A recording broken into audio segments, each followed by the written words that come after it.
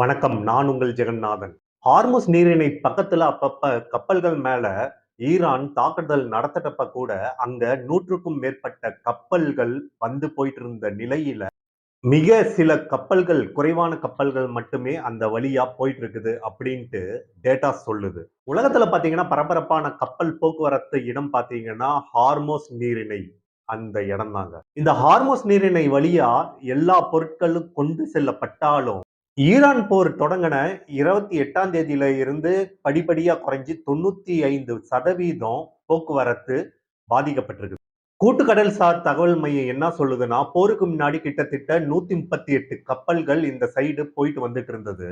இந்த மாதத்துல இதுவரைக்கும் 99 கப்பல் மட்டுமே இந்த நீரிணை, குறுகிய நீரிணை வழியா போயிட்டு வந்துட்டு இருந்திருக்குது.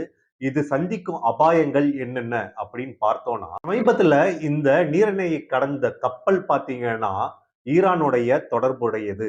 ஈரான்ல பதிவு செய்யப்பட்ட 14 கப்பல்களும் ஈரானுடைய எண்ணெய் வர்த்தகங்கள் இருக்கு இல்லைங்களா, அதோட தொடர்பு இருக்குதா அப்படின்ட்டு சந்தேகங்களுடன எதிர்கொள்ற கப்பல் அதுல இருக்குது. 10ல 9 கப்பல் பாத்தீங்கன்னா சீனாவுடன் தொடர்புடைய சொந்தமான கப்பல். ஒன்று இந்தியாவை சேர்ந்த கப்பல். ஈரானுடன் தொடர்பில்லாத கப்பல் பாத்தீங்கன்னா அந்த நாட்டு துறைமுகத்துல நின்னுட்டு இருக்கு அப்படின்ட்டு தகவல்கள் தெரிவிக்குது. நிறுத்தி வைக்கப்பட்ட கப்பல்கள்ல கிரேக்க கப்பல்களும் இருக்குது. நீரிணையை கடக்கும் சில கப்பல்கள் பாத்தீங்கன்னா வழக்கமான போற பாதையை தவிர்த்துட்டு நீண்ட தூரம் சுத்திட்டு வர பாதையை தேர்ந்தெடுத்திருக்குது. குறிப்பிட்ட பதிவு செய்யப்பட்ட எண்ணெய் கப்பல் அதோட டேட்டா பிரகாரம் மார்ச் 15 அன்னைக்கு நீரிணை அந்த வழியா செல்றப்ப மாற்று பாதையில திரும்பி போயிருக்குது. அது குறுகிய பாதையில இல்லாம நீண்ட பாதையாக தெரிஞ்சிருக்குது. அந்த கப்பல் பாத்தீங்கன்னா ஈரானுடைய மிக நெருக்கமான கடற்கரைக்கு பக்கத்துல போயிருக்குதா டேட்டாக்கள் தெரிவிக்குது.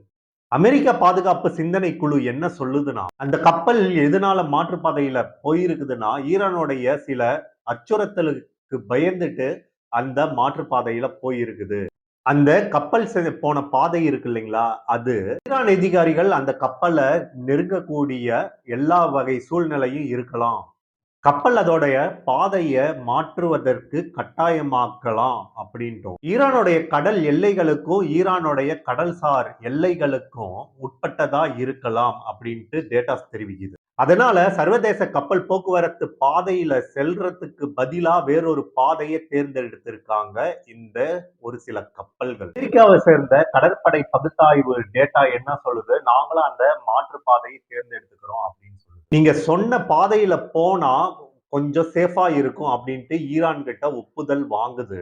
போர் தொடங்கினதுல இருந்து ஈரான் கடற்கரையை ஒட்டி கிட்டத்தட்ட 20 கப்பல்கள் சேதமாயிருக்குது. மார்ச் 11 அன்னைக்கு தாய்லாந்துல பதிவு செய்யப்பட்ட மயூர் நாரி அப்படின்ற கப்பல் அந்த பாதையை கடக்க முயன்ற போது தாக்கப்பட்டிருக்குது. அந்த கப்பல்ல இருந்த 23 ஊழியர்கள் நிலைமை என்ன ஆனது அப்படின்ட்டு தெரியல. கப்பல் தாக்கப்பட்ட போது அவங்க என்ஜின் அறையில இருந்திருக்கலாம். அதுல ஒரு சிலர் மட்டுமே தப்பி பிழைச்சிருக்காங்க. தப்பி பிழைச்சவங்க என்ன சொல்றாங்கன்னா, கடல்ல 2 வெடிகுண்டுகளால தாக்கப்பட்ட போது எங்களுக்கு மனவேதனைய தந்திருக்குது. அதே நாள்ல கிரேக்கத்துக்கு சொந்தமான ஸ்டார் எவினத் மற்றும் அமெரிக்காவுக்கு சொந்தமான எம்டி ஷேப்சி விஷ்ணுவோட உரிமையாளர் என்ன சொல்றாருன்னா, வணிக கப்பல் போக்குவரத்து போர்க்களங்களாக மாற முடியாது அப்படின்ட்டு தெரிவிக்கிறார். ஈராக் பக்கத்துல கப்பல்ல நங்கூரம் இடுறாங்க.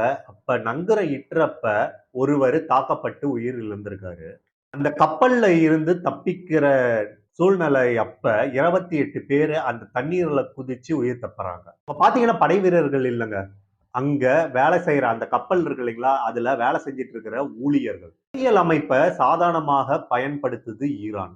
விண்வெளி நிறுவனத்தை சேர்ந்த அருண் தாசன் அப்படின்றவரு என்ன சொல்றாரு, மெதுவாகவும் கவனமாகவும் செயல்படும் ஒரு பாரம்பரிய கன்னிவெடி அகற்றும் கப்பல் வான்வெளி மற்றும் கடல்வழி தளங்களுக்கு உள்ளாகும் போது கன்னிவெடிகளை கண்டுபிடித்து அவற்றை செயலிழக்க செய்வது மிகவும் கடினம் அப்படின்ட்டு சொல்றாரு. நீரிணையோட நிலவியல் அமைப்பை ஈரான் அவங்களுக்கு சாதகமா பயன்படுத்தி கொள்ளும். இந்த நீரிணை குறுகலாகவும் ஆழம் குறைவாகவும் இருக்கிறது மட்டும் இல்லாம அந்த கடற்கரை பகுதி பாத்தீங்கன்னா மலைப்பாங்கானது. இது ஈரான் மலைப்பகுதியில இருந்து உயரமான இடத்துக்கு போய் தாக்குதல் நடத்துறதுக்கு அவங்களுக்கு உறுதுணையா இருக்குது.